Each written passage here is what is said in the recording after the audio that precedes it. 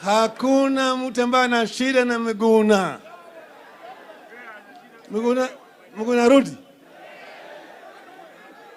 Arudi sio? Sio? Kwa hiyo hataki ni kupiga kelele bigo pana bweka kama umbo huko. Hakuja bweka hapa. Hakuja bweka hapa. Anasema ati anaogopa. Nani anaogopa Miguna? Ati Uhuru anaogopa yeye. Uhuru anaweza kuogopa Miguna. Raila anaweza kuogopa Miguna. Si mimi ndo nimpatie yeye kazi. Unajua ile umba mwitu anauma mpaka hata mwenyewe. Sio?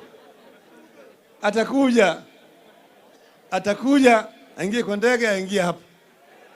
Sawa? Sasa tunasema tunataka kila mtu ndani hapa. Hakuna mtu anatutaki. We want the game of inclusivity.